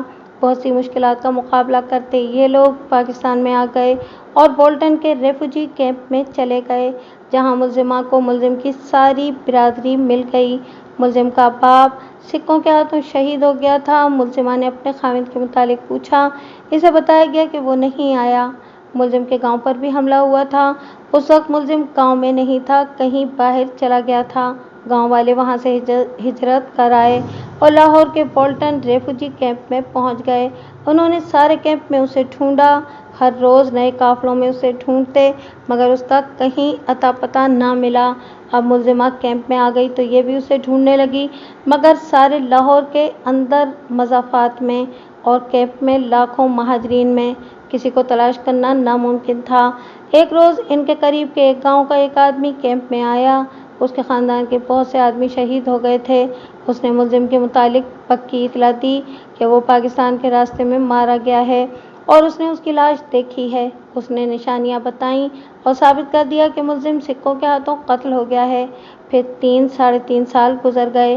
اس عرصے میں ملزم کی برادری اس گاؤں میں آباد ہو گئی اور ملزمہ کا خاندان اس گاؤں میں آباد ہو گیا، لیکن ملزمہ کو یہ علم نہیں تھا کہ اس کے خاوند کا خاندان کہاں آباد ہوا ہے۔ اس عرصے میں ملزمہ کی دوسری شادی بھی کر دی گئی۔ وہ ملزم کو یاد کر کر کے روتی رہتی تھی۔ اس کے گھر والوں نے اور دوسرے لوگوں نے اسے سمجھا بجھا کر اس کی شادی کرا دی۔ ملزمہ کو بھی یقین ہو گیا تھا کہ اس کا خاوند شہید ہو گیا ہے۔ دوسری شادی کے 1 سال بعد کا ذکر ہے کہ ملزمہ اپنے خاوند کے ساتھ پاکستان کے کسی مرحوم پیر کے عرس پر گئی۔ یہ لوگ پیر پرست تھے۔ مشرقی پنجاب میں بھی عرسوں پر جاتے تھے۔ پاکستان میں بھی انہیں پیر، مزار اور عرس مل گئے۔ ملزمہ نے اپنے اقبالی بیان میں کہا کہ وہ اپنے دوسرے خاوند کے ساتھ عرس پر گئی تو وہاں اسے پہلا خاوند نظر آیا۔ وہ نظر کا دھوکہ سمجھی، لیکن وہ واقعی اس کا پہلا خاوند تھا۔ ملزمہ نے اپنے دوسرے خاوند کو کھانے کی کوئی چیز لانے کے لیے بھیج دیا تاکہ اپنے پہلے خاوند کے ساتھ آزادی سے باتیں کر سکے۔ دوسرا خاوند عرس کی بھیڑ میں غائب ہو گیا تو ملزمہ اس ملزم سے ملی۔ ملزم اس کا پہلا خاوند ہی نہیں تھا، بلکہ یہ دلوں کا سودا تھا۔ ان دونوں نے محبت کی خاطر اپنے والدین اور برادریوں سے دشمنی مول لی تھی۔ دوسرا خاوند دلوں کے رشتوں کو توڑ نہیں سکتا تھا۔ ملزمہ نے ملزم کو اگلی ملاقات کے لیے ایک جگہ بتا دی اور جدا ہو گئے۔ ملزمہ نے اپنے اقبالی بیان میں اپنی جذباتی حالت بیان کرتے ہوئے کہا کہ اسی وقت سے وہ اپنے دوسرے خاوند کو ایسا غیر آدمی سمجھنے لگی جس نے اسے زبردستی اپنا قیدی بنا رکھا ہو۔ اس نے دل کو سمجھا لیا تھا کہ پہلا خاوند مر گیا ہے۔ اس نے دوسرے خاوند کو قبول کر لیا تھا، مگر پہلے خاوند کو دیکھتے ہی اس کا دماغ پھر گیا۔ وہ گھر میں خاموش رہنے لگی، مگر روتی نہیں تھی۔ یہ سوچتی رہتی تھی کہ وہ دوسرے خاوند سے طلاق کس طرح لے اور اپنے پہلے خاوند کے پاس کس طرح پہنچے۔ दूसरी मुश्किल ये थी कि उसका पहला खामिद मुलजिम भी शादी कर चुका था। 3-4 रोज़ बाद मुलजिम 25 मील का फासला तय करके मुलजिमा की बताई हुई जगह पर चला गया। मुलजिमा आ चुकी थी। उस रोज़ उनकी बातें तफसील से हुईं। मुलजिमा ने उसे बताया कि किस तरह वो इसे ढूंढती रही है और किस तरह उसे इत्तला मिली थी कि मुलजिम सरहद पार मारा गया है और किस तरह उस गांव में आकर उसकी शादी की गई। मुलजिम ने इसे बताया कि जब सिखों के हमले शुरू हो गए तो उसके गांव के लोग पाकिस्तान की तरफ रवाना हो गए, लेकिन वो मुलजिमा के गांव की तरफ चल पड़ा। वहां रात को पहुंचा जब गांव का सफाया हो चुका था। सुबह के वक्त वो पाकिस्तान की राह पे रवाना हो गया। आधे रास्ते में उसे मुलजिमा के गांव का एक आदमी मिल गया। उसने मुलजिम को बताया कि मुलजिमा को सिख ले गए हैं। ये एक गलतफहमी थी। मुलजिम ने मुलजिमा को मुलाकात पर बताया कि वो वहीं से वापस चला गया और मुलजिमा को ढूंढता रहा। एक सिख दोस्त ने उसकी मदद की। आखिर इस सिख ने इसे पाकिस्तान चले जाने पर मजबूर कर दिया और वो दिल पर पत्थर रखकर इधर आ गया। पाकिस्तान में आकर वो मुलजिमा के ख़ानदान को ढूंढता रहा। इस दौरान उसे लाहौर में अपनी बिरादरी का एक आदमी मिल गया। उस वक्त तक 1 साल गुजर गया था। यह आदमी मुलजिम को उस गांव में ले गया जहां वो आबाद हो गया था। मुलजिम को बिरादरी के 4-5 आदमियों ने यकीन दिला दिया कि मुलजिमा मारी गई है और उसके ख़ानदान का भी कुछ पता नहीं, शायद सब मारे गए हैं। यह हकीकत बाद में खुली थी। ये एक साजिश थी मुलजिम के दिल से मुलजिमा का नाम साफ करने और बिरादरी में इसकी दूसरी शादी करने के लिए ये झूठ बोला गया था कि मुलजिमा मारी गई है। इस झूठ के बाद मुलजिम की शादी कर दी गई। मुलजिमा ने इस बयान में कहा कि उसे जब ये पता चला कि मुलजिम को इसकी मौत की झूठी खबर सुनाकर उसकी शादी की गई है तो उसके जहन में ये ख्याल आया कि इसे कैंप में जो इतला दी गई थी कि मुलजिम को सिखों ने कत्ल कर दिया, ये भी झूठ था और ये झूठ दोनों बिरादरियों ने कैंप में मिलकर घड़ा था। इस ख्याल ने उसे भड़का दिया। मुलजिम भी भड़क उठा। दोनों ने ये तय किया कि मुलजिम अपनी बीवी को तलाक दे देगा और मुलजिमा अपने खामिद से तलाक ले लेगी। मगर देहाती माशरे में तलाक लेना और देना नामुमकिन होता है। लाठियाँ और कुल्हाड़ियाँ चलती हैं, सर खुल जाते हैं, फिर मौत, जेल या फांसी का तख्ता मियाँ बीवी को जुदा करता है। मुलजिम और मुलजिमा ने ये तय किया और अगली मुलाकात का दिन मुकर्रर करके जुदा हो गए। अगली मुलाकात में मुलजिम ने मुलजिमा को बताया कि उसने खामिद को साफ अल्फाज में कह दिया था कि वो इसे तलाक दे दे, लेकिन वजह नहीं बताई थी। खामिद ने उसे बहुत मारा पीटा और वजह पूछी। मुलजिमा ने ये वजह बताई कि मैं अपने पहले खामिद को दिल से नहीं उतार सकती और मैं तुम्हें धोखा नहीं देना चाहती। खामिद ने उसे खानकाहों और मज़ारों पर ले जाना शुरू कर दिया और एक पीर से तावीज़ लाकर उसके गले में बांध दिया। मुलजिमा ने अपने इकबाली बयान में ये अल्फाज कलमबंद कराए, लेकिन मेरा पीर उस्ताद ये आदमी था जिसकी खातिर मैं तलाक लेना चाहती थी। मुझ पर अब कोई तावीज़ असर नहीं कर सकता था। ये मुलजिमा के जज्बात की शिद्दत की इंतहा थी, वरना देहाती लोग खुदा और रसूल सल्लल्लाहु अलैहि वसल्लम की बजाय पीरों और खानकाहों को ज़्यादा मानते हैं। मुलजिम ने उसे बताया कि उसने अपनी बीवी को कह दिया है कि वो इसे तलाक देना चाहता है, लेकिन बीवी कहती है कि वो इसी के घर में जहर खाकर मर जाएगी। इसके बाद वो मिलते रहे और एक दूसरे को बताते रहे कि उनके घरों और गांव में क्या हो रहा है। मुलजिमा ने अपने खामिद के साथ बदसलूकी शुरू कर दी थी। खामिद उसे मारता पीटता था। जज्बात और जहालत ने उनकी अक्ल पर कब्जा कर लिया और उन्होंने फैसला किया कि मुलजिमा अपने खामिद को और मुलजिम अपनी बीवी को कत्ल कर दे। उन्होंने कत्ल का दिन मुकर्रर कर लिया और तय किया कि कत्ल के 2 रोज़ बाद वो इसी जगह मिलेंगे और जब कत्ल की तफ्तीश मुकम्मल हो जाएगी तो वो ऐसा ड्रामा खेलेंगे कि लोगों के सामने इस तरह एक दूसरे के सामने आएंगे जैसे अचानक और इत्तेफाकिया आमना सामना हो गया हो। फिर इनकी दोबारा शादियों में कोई रुकावट नहीं होगी। दोनों बिरादरियाँ इस वजह से कोई एतराज़ नहीं करेंगी कि ये तो पहले ही मियाँ बीवी थे और इत्तेफाक से फिर इकट्ठे हो गए हैं। मगर इन जाहिलों के वहमो गुमान में भी नहीं था कि ऐसे इत्तेफाक को मौजज़ा कहा करते हैं और मौजज़े किसी को कत्ल करके नहीं किए जाते। इन बदबख्तों को ये उम्मीद थी कि लोग इस अजीब व गरीब इत्तेफाक पर गौर ही नहीं करेंगे कि इत्तेफाक से वही खामिद कत्ल हुआ जिससे बीवी तलाक लेना चाहती थी और वही बीवी कत्ल हुई जिसे खामिद तलाक देना चाहता था। और इत्तेफाक ऐसा हुआ कि तलाक लेने और देने वाले मियाँ बीवी ऐसे निकले जो दूसरी शादियों से पहले मियाँ बीवी थे और फिर से मियाँ बीवी बन गए। अगर ये उर्दू या पंजाबी की पाकिस्तानी फिल्म होती तो पुलिस के मुलाजिम भी कहते कि वाह वाह, बड़ी अच्छी स्टोरी है। मगर ये कहानी जब हकीकी ज़िंदगी में पुलिस के सामने आई तो इसमें ना खूबसूरती थी ना अक्ल। ये जज्बात और जहालत का बड़ा ही भोंडा खेल था। मुलजिमा ने उस रोज़ खामिद को दूध में जहर मिलाकर पिला दिया। जिस शाम मुलजिम ने बीवी का गला घोंटकर उसकी लाश रेलवे लाइन पर रखी थी, मगर वो मिल न सके। मुलजिमा ऐन मौके पर पकड़ी गई और मुलजिम को ऐन मौके पर मैंने और खान साहब ने लपेट में ले लिया। इन दोनों को एक दूसरे की कारगुजारी का बिल्कुल इल्म नहीं था। अलबत्ता अपने तयशुदा प्रोग्राम के मुताबिक उन्होंने अपना अपना काम कर दिया था। मुलजिमा ने इकबाली बयान ऐसी खौफजदगी की हालत में दिया था कि उसने कुछ भी नहीं छुपाया। कत्ल ऐसा जुर्म है जो पेशावर कातिल करते हैं तो कई कई दिन जज्बाती लिहाज से संभल नहीं सकते। इस कदर चर्स या शराब पीते हैं कि अपने आप को बेहोश कर देते हैं। कातिल को सुकून सिर्फ इकबाल जुर्म से मिलता है या फांसी के तख्ते पर। यह तो देहाती लड़की थी, उसने फौरन इकबाल जुर्म कर लिया और यहाँ तक बता दिया कि उसने गांव के एक मजजूब सी किस्म के हकीम से जहर हासिल किया था, लेकिन कीमत पैसों की शक्ल में नहीं बल्कि अपने सरापे की शक्ल में दी, क्योंकि हकीम का मुतालबा ही यही था।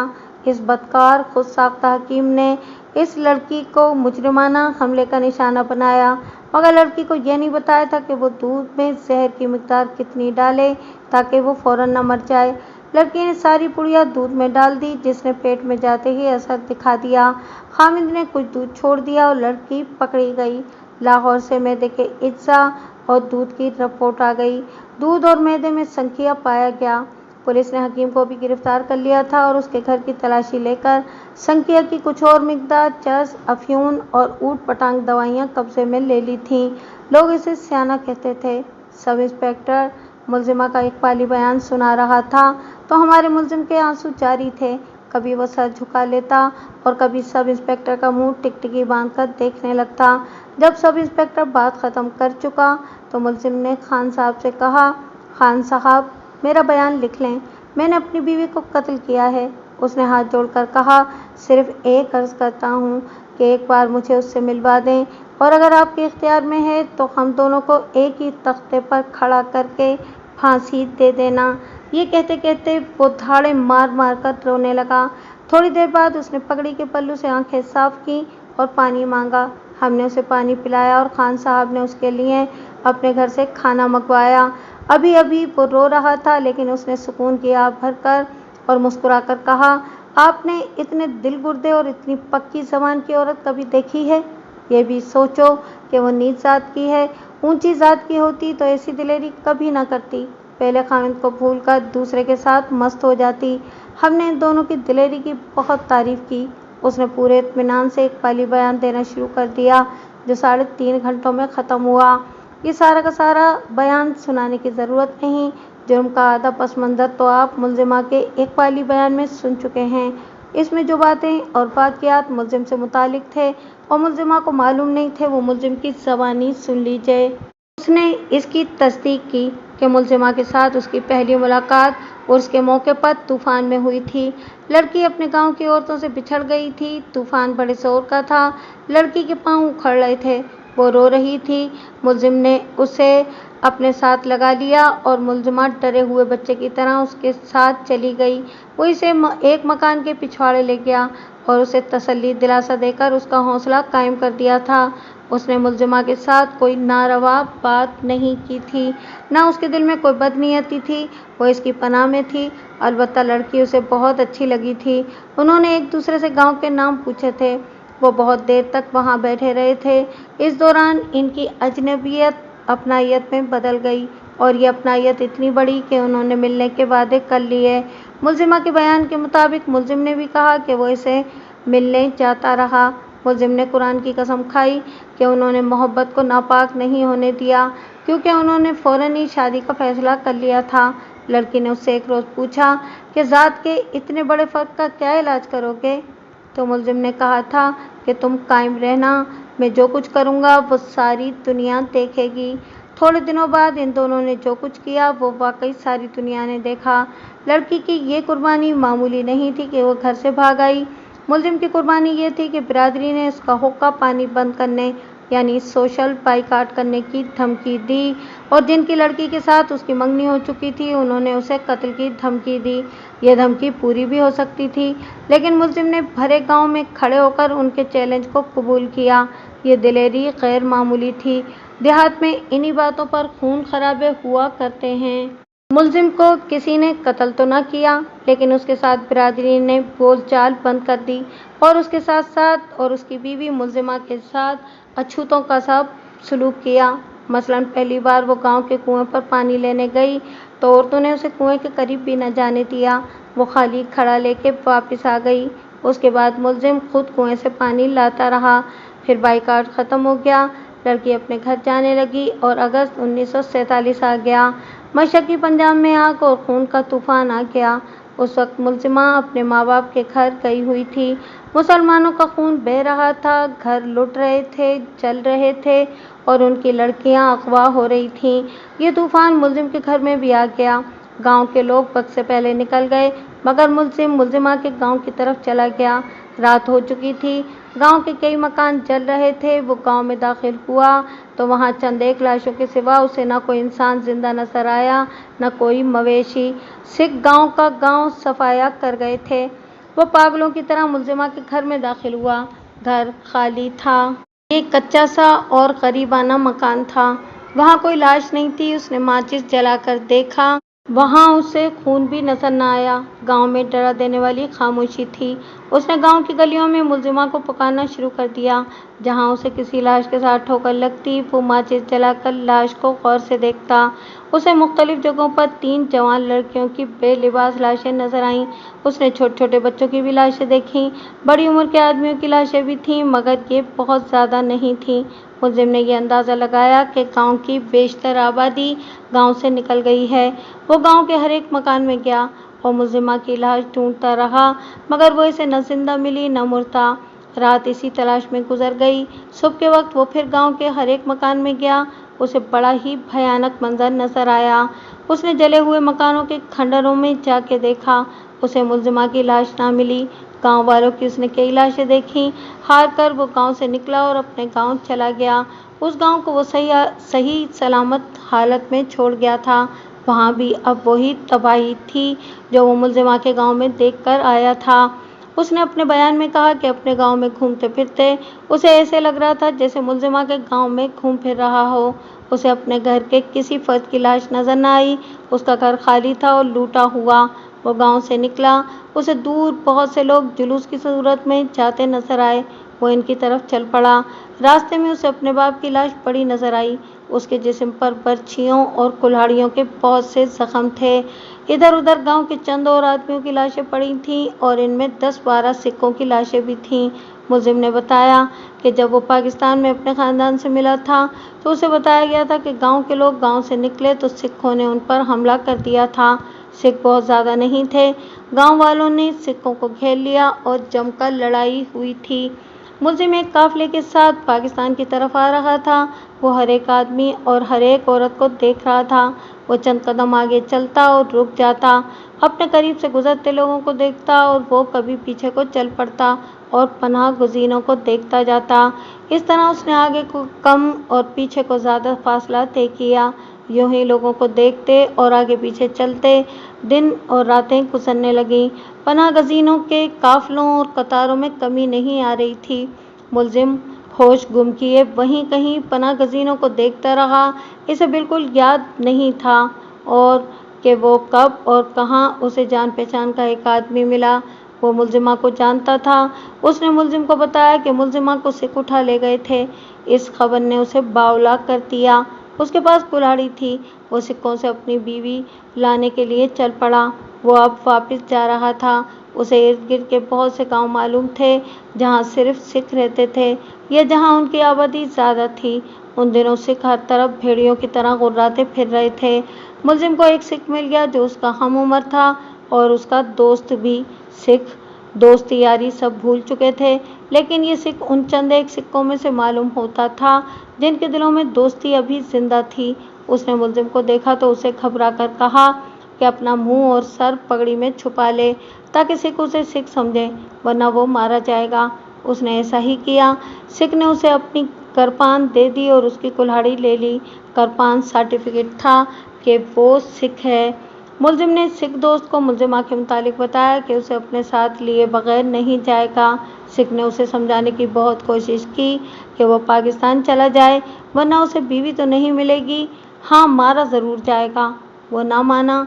उसने सिख से कहा कि अगर मर्द हो तो दोस्ती निभाओ। ये सिख चूँकि उसका दोस्त था, इसलिए उसे अच्छी तरह मालूम था कि मुलजिम की शादी मुलजिमा के साथ किस तरह से हुई थी। वो दोनों की कुर्बानियाँ और मोहब्बत को भी जानता था, मगर उसके लिए सबसे ज़्यादा टेढ़ा मसला ये था कि वो मुलजिम को छुपाए कहाँ। सिख मुसलमानों के खून के प्यासे थे। उनकी निगाहों में दोस्त और दुश्मन में कोई फ़र्क नहीं रह गया था। इनकी करपानें और बर्छियाँ मुसलमानों का खून मांगती थीं।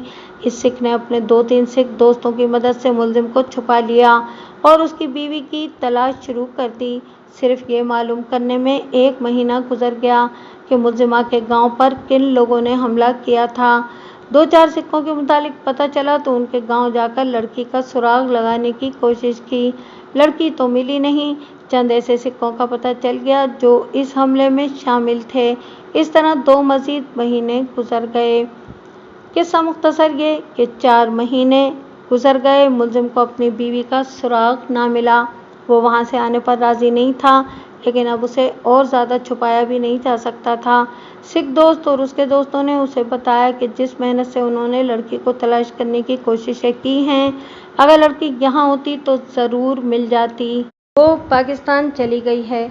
मुलजिम बादल नखास्ता इन सिखों की मदद से पाकिस्तान आ गया। लाहौर में वो रेफ्यूजी कैंप में गया। इससे 1-2 रोज़ पहले ही उसके इलाके के महाजरीन कैंप से जा चुके थे।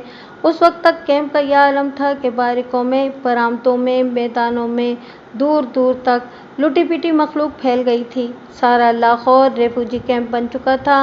रावी रोड के दोनों तरफ पनाहगज़ीन पड़े हुए थे। सराओं और खंडरों में, हिंदुओं के छोड़े हुए मकानों में और जहाँ कहीं सर छुपाया जा सकता था, महाजरीन ने पनाह ले ली थी। मुलजिम ऐसी हर जगह गया जहाँ महाजरों ने पनाह ले रखी थी।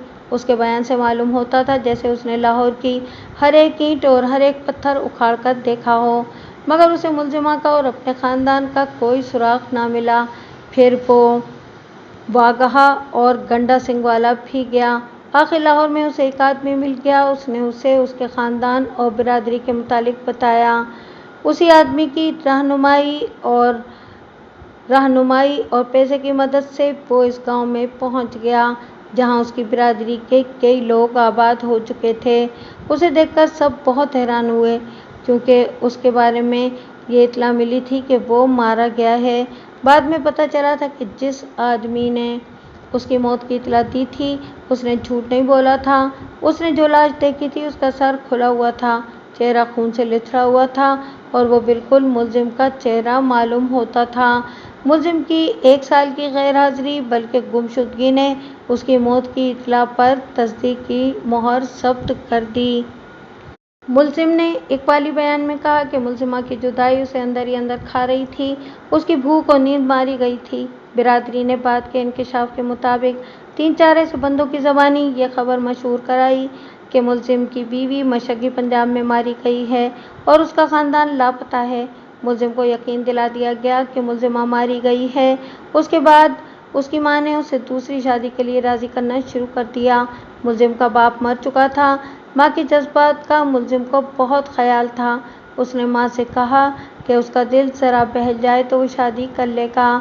दूसरी मुश्किल ये थी कि गांव में कोई ऐसा रास्ता भी नहीं था जो मुलजिम को मिलता।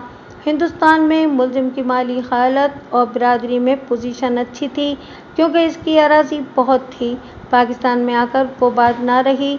इसकी माँ अकेली थी। मुलजिम के मुतालिक इत्तला मिली थी कि मर गया है। घर में और कोई सियाना मर्द नहीं था, इसलिए इन्हें मामूली ज़मीन मिली। دوسرے گھرانوں کو خاصی اراضی مل گئی۔ اس وجہ سے ملزم کا شمار کمزور اور غریب لوگوں میں ہونے لگا۔ اس نے بٹائی پر زمین لے لی۔ اس طرح وہ مزارع بن گیا۔ مقتولہ کو طلاق مل گئی۔ یہ بھی سب کو معلوم ہو گیا کہ مقتولہ کو بدکاری کے الزام میں طلاق مل گئی ہے۔ اس کا نتیجہ ظاہر ہے، اس کا رشتہ لینے کے لیے کوئی بھی تیار نہیں تھا۔ لڑکی جوان تھی۔ اس کے باپ نے ملزم کی ماں سے کہا کہ وہ اس کی بیٹی اپنے بیٹے کے لیے قبول کر لے۔ ماں نے بیٹے سے کہا اور منت کی کہ وہ اس لڑکی کو قبول کر لے۔ لڑکی کے باپ نے ملزم کو جہیز کے طور پر 2 ایکڑ نہایت اچھی زمین پیش کی۔ ملزم نے زمین کی خاطر تو نہیں، ماں کی خوشنودی کے لیے چھوڑی ہوئی لڑکی کے ساتھ شادی کر لی۔ ملزم نے اسے بیوی کا درجہ دے دیا، لیکن ملزمہ کو دل سے نہ اتار سکا۔ تاہم بیوی کے ساتھ اس نے کبھی بدسلوکی نہیں کی۔ اس نے بیوی سے صرف یہ کہا تھا کہ تمہیں بدنامی کی وجہ سے طلاق ملی ہے۔ اگر تم نے مجھے بھی دھوکہ دیا تو سارے گاؤں کے سامنے تمہاری گردن پر چھری پھیر دوں گا۔ ہماری نگاہ میں ملزم اتنا دلیر اور غیرت مند تھا کہ اس نے جو کہا وہ کر کے بھی دکھا سکتا تھا۔ اس کے بیان کے مطابق یہ بیوی ہمیشہ اس کی وفادار رہی اور اس کی خدمت بھی کرتی رہی۔ ملزم پیر پرست اور خانقاہوں کا شہدائی تھا۔ وہ ابھی تک دعائیں کراتا پھر رہا تھا کہ اس کی پہلی بیوی اسے زندہ مل جائے۔ اسے اس خانقاہ کا پتہ چلا جس کا عرس ہونے والا تھا۔ وہ عرس پر چلا گیا اور وہاں اسے پہلی بیوی نظر آ گئی۔ وہ اپنے خاوند کے ساتھ تھی۔ ملزم بے قابو ہو گیا۔ اگر ملزمہ اسے دیکھ کر اشارہ نہ کر دیتی تو ملزم اسے اٹھا کر دوڑ پڑتا۔ یہ آپ ملزمہ کی زبانی سن ہی چکے ہیں کہ اس کے بعد وہ کس طرح ملتے رہے اور انہوں نے کیسا بھیانک پروگرام بنایا۔ ملزمہ نے جس طرح اپنے خاوند سے طلاق مانگی، اسے پریشان کیا اور پھر اسے قتل کیا، وہ بھی آپ سن چکے ہیں۔ اب ملزم کی زبانی سنیے کہ اس نے اپنی دوسری بیوی سے کس طرح آزادی حاصل کی۔ اس نے اپنی بیوی سے کہا کہ وہ اسے طلاق دینا چاہتا ہے۔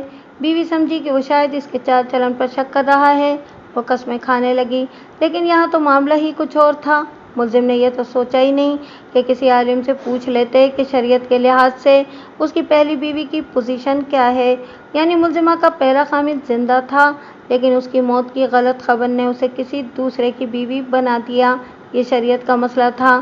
یہ تو مجھے بھی معلوم نہیں کہ پہلے خاوند کی موجودگی میں طلاق کے بغیر وہ دوسرے آدمی کی بیوی رہ سکتی تھی یا نہیں۔ انہوں نے جذبات سے مغلوب ہو کر ایسا جاہلانہ کارروائی کی جس کی کامیابی کے راستے میں پھانسی کا تختہ بھی تھا۔ ملزم نے دوسری بیوی کو پریشان کرنا شروع کر دیا۔ ملزم کے سوا کسی کو معلوم نہ تھا کہ اصل وجہ کیا ہے۔ آخر یہ لڑکی انتقاماً منہ پھٹ ہو گئی۔ خاوند ایک کہتا تو وہ 2 سناتی۔ اس نے 2-3 بار ملزم کی ماں کی بھی بے عزتی کی اور اس پر یہ الزام عائد کیا کہ وہ اپنے بیٹے کو اس کے خلاف بھڑکاتی ہے۔ آخری روز جس شام ملزم نے ملزمہ کے ساتھ قتل طے کیا تھا، ملزم نے بیوی پر رحم کیا کہ اسے موت سے بچانے کے لیے کہا کہ وہ طلاق لے لے اور اپنے ماں باپ کے پاس واپس چلی جائے، لیکن اس نے ملزم کو دھمکی دی کہ وہ طلاق دے کر تو دیکھے۔ ملزم نے اسے خوب پیٹا۔ وہ اندر بیٹھی رو رہی تھی۔ ملزم کی ماں باہر نکل گئی۔ ملزم نے قتل کی اسکیم پہلے ہی بنا رکھی تھی اور اسکیم بھی ایسی بنائی تھی جس کے متعلق اسے امید تھی کہ قتل کو چھپائے رکھے گی اور وہ پکڑا نہیں جا سکے گا۔ اس کے مطابق اس نے اندر سے سیڑھی اٹھا کر مکان کے ایک موزوں پہلو کے ساتھ لگا دی۔ اس روز اس کی بیوی نے دوپہر کو بھی کھانا نہ کھایا تھا اور شام کو بھی نہ کھایا۔ دیہات میں لوگ شام ہوتے ہی سو جاتے ہیں۔ ملزم بیوی کو چھت پر لے گیا۔ وہ روزانہ چھت پر ہی سوتے تھے۔ بیوی یعنی کہ مقتولہ اوپر جانے پر رضامند نہیں تھی۔ وہ کہتی تھی کہ تم مجھے بیوی ہی نہیں سمجھتے تو مجھے اوپر کیوں لے کے جا رہے ہو؟ وہ نہیں جا رہی تھی۔ ملزم نے سختی کرنے کی بجائے پیار کی جھوٹی سچی قسمیں کھائیں اور اسے اوپر لے گیا۔ وہ اسے فوراً قتل نہیں کرنا چاہتا تھا۔ اسے گاڑی کے وقت کا علم تھا۔ اس نے یہ اسکیم بنائی تھی کہ گاڑی گزرنے کے وقت سے آدھا پونا گھنٹہ پہلے اسے گلا گھونٹ کر مار دے گا اور وہ آدھی رات کا وقت ہوگا، لوگ سوئے ہوئے ہوں گے، وہ لاش ریلوے لائن پر رکھائے گا۔ میرے ایک سوال کے جواب دیتے ہوئے اس نے کہا کہ اسے بالکل معلوم نہیں تھا کہ مرنے کے 3-4 گھنٹے بعد लाश को काटो तो खून नहीं निकलता। उसने बीवी को ऊपर ले जाकर कहा कि सो जाओ। बीवी ने कहा कि वो उसके साथ बातें करना चाहती है। बातों बातों में झगड़ा शुरू हो गया। बीवी ने ऐसी जली कुटी बातें कह दी कि मुलजिम को सख्त गुस्सा आया। वो इसे थोड़ी देर बाद कत्ल करना ही चाहता था। उसने गुस्से से बावला होकर बीवी का गला दबोच लिया और छोड़ा उस वक्त जब वो ठंडी हो चुकी थी। उसने लाश को चारपाई पर डालकर ऊपर चादर डाल दी और गाड़ी के वक्त का इंतज़ार करने लगा। गांव की आखिरी आवाज़ भी खामोश हो गई। तकरीबन 4 घंटे बाद मुलजिम ने लाश कंधों पर डाली, मगर गंवार होने की वजह से ये न सोच सका कि मकतूला की जूती भी साथ ले जाता। जूती वहीं पड़ी रही। वो सीढ़ी से उतरा। गांव में किसी को नजर आए बगैर बाहर जाने का रास्ता उसने देख रखा था। वो गांव से निकल गया और लाश रेलवे लाइन पर इस तरह रख दी कि गर्दन लाइन पर और धड़ दोनों लाइनों के दरमियान था। उस वक्त गाड़ी रेलवे स्टेशन पर खड़ी थी। वहां से स्टेशन तकरीबन 1.5 मील दूर था। उसे इस इंजन की बत्ती नजर आ रही थी। वो लाइन से थोड़ी दूर एक दरख्त की ओट में जाकर खड़ा हो गया। गाड़ी आई, लाश के करीब आकर इंजन ने विसल बजाई और फिर सारी गाड़ी लाश के ऊपर से गुजर गई। मुलजिम ने जाकर देखा कि सर धड़ से कटकर जरा दूर जा पड़ा था। उसने ये बिल्कुल नहीं देखा कि वहाँ खून था या नहीं। वो गांव में गया और सीढ़ी से ऊपर चला गया। सहन में उसकी माँ सोई हुई थी। सुबह के वक्त उसने बाहर से सीढ़ी उठाई और अंदर ले जाकर माँ को डांट दिया कि उसने ये सीढ़ी बाहर ही रख दी थी। उसे अब उम्मीद थी कि कोई न कोई आकर ये इतला देगा कि उसकी बीवी गाड़ी के नीचे आकर मर गई है। ऐसे ही हुआ।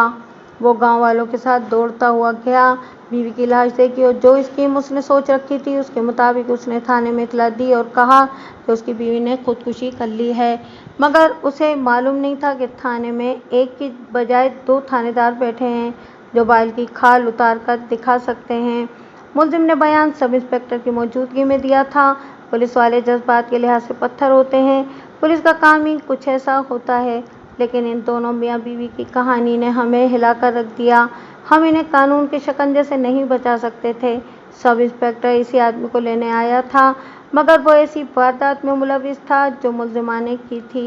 इकबाली बयान किसी मुलजिम को सज़ा दिलवाने के लिए काफ़ी नहीं होता। मुलजिम इकबाली बयान में जिन अफराद का जिक्र करता है उनकी हैसियत गवाह या मुलजिम जैसी होती है।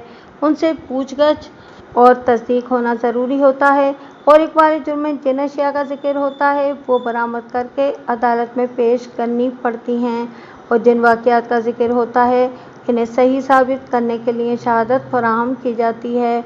अगर पुलिस इकबाली बयान की एक भी कड़ी कमज़ोर रहने दे तो मुलजिम बरी भी हो सकता है। मुलजिमा के इकबाली बयान की कड़ियाँ मिलाने के लिए सब इंस्पेक्टर मुलजिम की शहादत लेने और मुलजिमा से उसकी शनाख्त कराने के लिए साथ ले जाने लगा था। अब खान साहब को मुलजिमा की ज़रूरत पेश आ गई क्योंकि उनके मुलजिम ने इकबाली बयान में मुलजिमा का जिक्र किया था।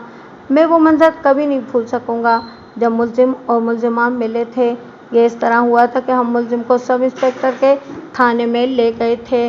मुलजिम को हथकड़ी लगी हुई थी और मुलजिमा हवालात में बंद थी। कायदे कानून के मुताबिक हमें मुलजिम को वहाँ ले जाना चाहिए था या नहीं, ये अलग बहस है।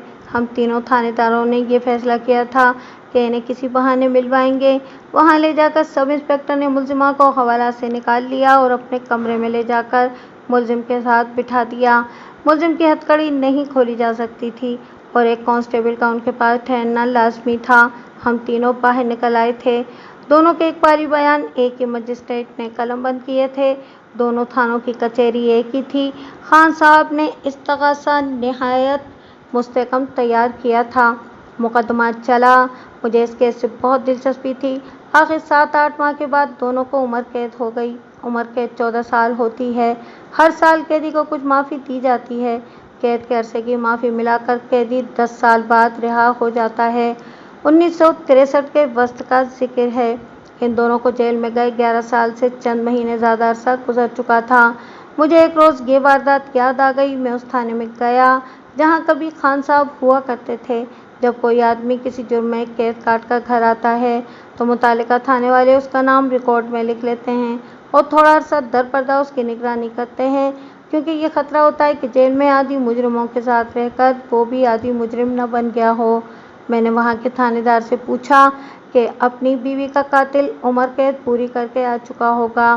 اس نے ریکارڈ دیکھ کر بتایا کہ 8-9 مہینے ہوئے وہ آ گیا تھا، گاؤں قریب ہی تھا۔ میں وہاں چلا گیا، اس سے ملا، وہ بڑے پیار سے ملا اور مجھے گھر لے گیا۔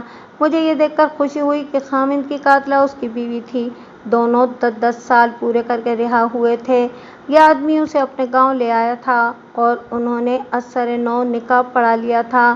ان کی عمر 37-38 سال ہو گئی تھی، مگر وہ اپنی عمر سے کم لگتے تھے۔ مقتولہ کا باپ بھی مر چکا تھا اور قاتل کی ماں بھی۔ برادری انہیں اچھی نگاہ سے نہیں دیکھتی تھی، لیکن وہ آپس میں مطمئن تھے۔